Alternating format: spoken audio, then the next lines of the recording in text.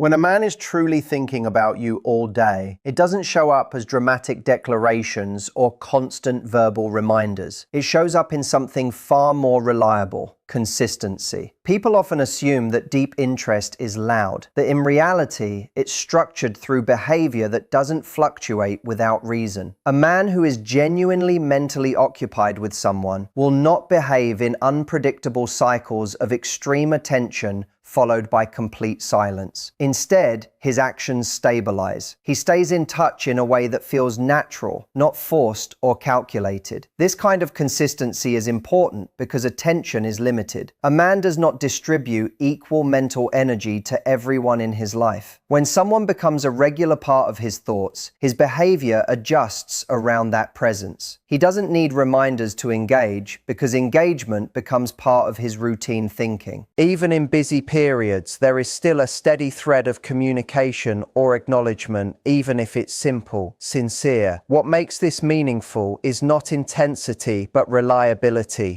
Anyone can act interested for a short burst of time, especially in the beginning.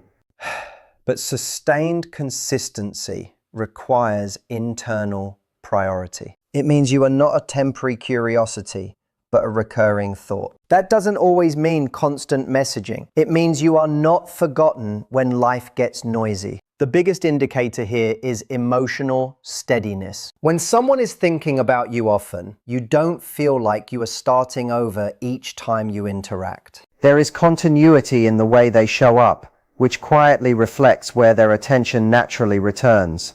Thoughtful. Effort is one of the most honest indicators of interest because it removes the possibility of pretending. Words can be shaped, timing can be staged, and emotions can be exaggerated in the short term. But effort always reveals what someone is actually willing to prioritize. When a man is genuinely interested, he doesn't just say it or hint at it. He invests energy into maintaining connection in a way that feels consistent and intentional. This effort doesn't always appear as grand gestures. In fact, the most meaningful form of effort is often subtle. It shows up in the way he responds without unnecessary delay when it matters, in how he checks in without needing a special reason, and in how he makes space for communication even when life is busy. These are not forced actions. They are natural extensions of where his attention already goes. What makes effort so revealing is that it costs something. Time, focus, and attention are limited resources. A man does not distribute them equally to everything or everyone. So when effort is repeatedly directed toward one person, it reflects internal priority rather than obligation. That priority becomes visible through small but repeated actions that accumulate over time. Another important aspect is that real effort doesn't feel inconsistent. It doesn't require chasing or prompting. It doesn't depend on emotional pressure. Instead, it exists on its own rhythm. When someone is truly invested, effort is not something they occasionally switch on. It becomes part of how they naturally engage. This is why effort is more reliable than words. Words can create hope, but effort creates proof. People rarely forget something they are emotionally invested in, because emotional investment creates mental anchoring. When a man is genuinely connected on a deeper level, the mind does not treat that connection as temporary information. It stores it as something relevant. This is not about memory in a casual sense, but about emotional weight. The more someone feels, the more the brain naturally returns to thoughts connected to that feeling without being prompted. This is why certain details about a person suddenly stay in mind even when they seem small on the surface. It could be a preference, a habit, a reaction, or even a casual comment made in passing. When emotional investment is present, the mind begins to categorize those details as meaningful because they are attached to feeling rather than logic. That is what makes them stick. When a man is not emotionally invested, information fades quickly because it has no internal relevance. But when interest is real, thoughts about that person appear naturally throughout the day, not because of effort, but because the brain revisits what feels significant. This is how emotional attachment works quietly in the background. It also explains why reminders are not necessary when interest is strong. The mind itself becomes the reminder. Even during unrelated tasks, associations form automatically, bringing that person back into awareness. This is not a forced process, it is a byproduct of emotional presence. So when someone repeatedly remembers things without being reminded, it is not random memory strength. It reflects that the emotional imprint is strong enough to stay active in thought patterns throughout everyday life. Random small check-ins often reveal more emotional presence than big planned conversations because they happen without obligation or external trigger. When a man reaches out just to say something simple, it usually isn't about solving a problem or fulfilling a social duty. It is often a reflection of a thought that appeared naturally and needed an outlet. That kind of behavior suggests that the person has already been occupying mental space before the message was even sent. These check-ins are important because they break the idea that communication only happens when there is a clear reason. Instead, they show that connection itself has become a reason. A simple message like asking how the day is going or sharing something minor from his routine often signals that the thought of that person is integrated into his everyday awareness.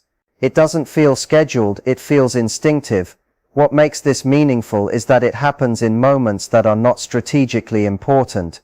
There is no pressure, no expectation, and often no goal. It is just a brief attempt to maintain a thread of connection. That thread is significant because it shows continuity in attention, even when life is not structured around interaction. Another key point is that these small check-ins are usually not performative. They are not designed to impress or create an impression. Instead, they are subtle expressions of presence. When someone is not thinking about another person regularly, there is no internal prompt to initiate contact without reason. So when these random touch points keep appearing, they indicate that the person is not being remembered only in specific moments, but is instead part of ongoing mental background awareness throughout the day. When a man is interested but doesn't disappear, it reflects a level of emotional engagement that keeps him anchored in the connection even when life becomes busy or distracting. Disappearing is not just about physical absence or lack of messaging, it often signals a drop in emotional priority. In contrast, when someone stays present in a steady way, it shows that the connection remains active in his mental and emotional space. This doesn't mean constant communication or uninterrupted availability. Real life still has work, stress, and responsibilities. The difference is in how he manages distance. A man who is genuinely interested doesn't vanish and then return as if nothing happened. Instead, there is continuity in his presence, even if it is brief or spaced out. The connection doesn't feel reset each time, it feels ongoing. What matters here is intention behind presence. When interest is low, engagement becomes optional and inconsistent. He shows up when convenient and withdraws when effort is required. But when interest is real, withdrawal feels unnatural. Even during busy periods, there is usually some form of acknowledgement or reconnection because the bond remains mentally active.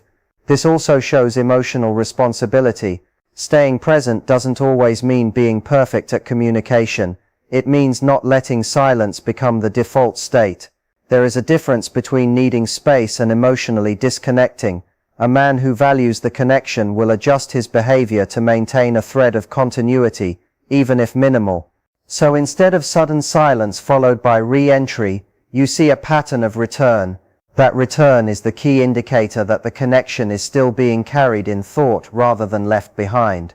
Reaching out without needing a reason is one of the clearest signs that someone is emotionally present in your mental space throughout the day. Most communication in adult life is functional or situational. People message to solve something, confirm something, or respond to something. But when a man consistently reaches out without any clear purpose, it suggests that the motivation is not external, but internal. The thought of you itself becomes the trigger. This kind of behavior shows that connection has moved beyond logic into instinct. He is not calculating whether there is a valid reason to talk. He is responding to a feeling of wanting to connect. That is important because it reveals ongoing mental presence. You don't randomly reach out to people you are not thinking about. There is always an underlying thought that precedes the action. What makes this even more meaningful is the timing. These messages often appear during ordinary parts of the day, not just special moments. That means the thought is not tied to events but woven into his general awareness. It becomes a natural impulse rather than a planned interaction. It also reflects emotional comfort. When someone feels comfortable in a connection, communication doesn't always need structure. There is no pressure to justify contact or wait for the perfect moment. Instead, the connection feels open enough to enter into casually. Another subtle aspect is consistency in this behavior. One random message could be coincidence, but repeated patterns indicate mental habit. The mind begins to associate certain people with moments of pause or reflection, which naturally turns into outreach. So reaching out without reason is not about filling time, it is about being present in thought often enough that contact becomes a natural extension of that presence. Remembering details you didn't think mattered is a strong indicator of genuine mental presence because it shows selective attention. The human mind doesn't store every piece of information equally. It prioritizes what feels emotionally relevant. When a man recalls small, seemingly insignificant details about you, it suggests that his attention was not passive during your interactions. Instead, he was mentally engaged enough for those details to register deeply rather than fade away. These details are often things you mention casually without emphasis. It could be something you once preferred, a passing comment about your day, or a small habit you didn't expect anyone to notice. When those things resurface later in conversation, it reveals that he was not just listening to respond, but listening with awareness. That level of attentiveness usually happens when someone is emotionally invested in the interaction, not just participating in it. What makes this behavior meaningful is that it is not intentional memorization. People don't actively decide to remember minor details in everyday conversation. Instead, the brain naturally retains information that feels connected to interest or emotional relevance. So when those details come back later, it reflects what was subconsciously prioritized in attention at the time. It also creates continuity in interaction. When someone brings up something you forgot you mentioned, it signals that you exist in their memory beyond surface-level engagement. It shows that conversations are not isolated moments for them, but part of a connected experience that continues in thought afterward. So remembering small details is not about having a perfect memory, but about where attention naturally flows and what the mind decides is worth holding on to without effort. Finding excuses to stay connected, even subtly, is one of the most revealing signs of ongoing mental presence, because it shows that communication is being driven by intention rather than necessity. When a man is consistently thinking about someone, his mind naturally looks for openings to maintain contact, even if those openings are small or indirect. It is not about creating elaborate reasons, it is about keeping a thread of connection alive. These excuses are often simple and may not even appear significant on the surface. It could be sharing something he saw, asking a minor question that doesn't really require urgency, or responding to something that could have been ignored. The key point is not the content itself but the motivation behind it. The motivation is to stay mentally and emotionally linked rather than drift into silence. What makes this behavior meaningful is that it bypasses logic. There is no practical requirement for the interaction, yet it still happens. That suggests the connection has emotional value attached to it, enough that even small interactions feel worthwhile. People don't typically create reasons to engage with someone they are not actively thinking about. It also reflects an unconscious resistance to disconnection. Silence creates distance, and when interest is real, distance feels unnatural, so the mind looks for ways to bridge that gap, even in subtle ways. This can show up as repeated check-ins disguised as casual moments. Over time, this pattern becomes noticeable. It is not about one interaction but about a consistent tendency to re-establish contact without external prompting. That tendency reflects that the connection is still active in thought, even when nothing specific is happening between both people. When attention feels effortless and natural, it is often a stronger indicator of genuine interest than anything that feels exaggerated or forced. Natural attention does not require planning, reminders, or emotional pressure. It simply flows. When a man is truly thinking about someone regularly, his behavior reflects that internal focus without needing to be staged or carefully managed. This kind of attention is noticeable because it doesn't feel like performance. There is no overcompensation, no sudden bursts of intensity followed by withdrawal. Instead, there is a steady and calm presence in how he engages. The communication feels balanced rather than inconsistent, and that balance comes from internal alignment rather than external effort. What makes natural attention important is that it is sustainable. Forced behavior eventually breaks under inconsistency because it requires energy to maintain, but natural attention continues without strain because it is driven by genuine mental presence. When someone is already part of a person's thoughts, engagement happens without resistance. It also shows up in timing. Responses don't feel delayed out of disinterest, nor overly fast out of anxiety. They feel normal, as if the connection exists comfortably within his daily rhythm.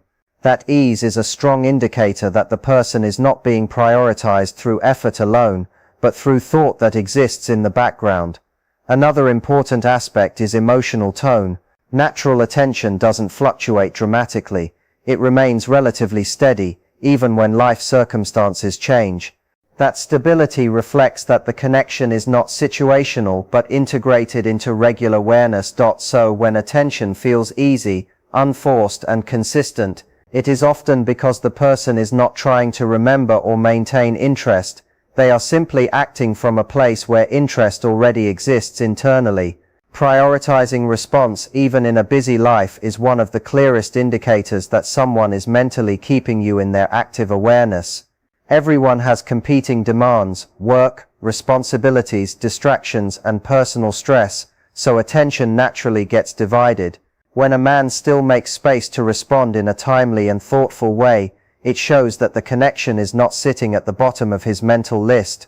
This doesn't always mean instant replies or constant availability. Real priority is not about speed alone, but about intention. A response can come later and still carry weight if it shows that the conversation was not forgotten or ignored. What matters is that communication is not left hanging indefinitely without acknowledgement.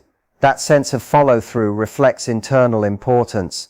When someone is not a priority, responses often become inconsistent, delayed without explanation, or easily postponed for long periods. But when interest is genuine, there is a subtle resistance to leaving communication unresolved. Even during busy moments, there is usually an effort to close the gap, even briefly, because the connection stays mentally active. It also reflects mental organization. People naturally allocate attention to what they consider meaningful. So when someone consistently makes space to respond, it means they are mentally categorizing that interaction as worth returning to. It is not about obligation, but about where attention naturally returns.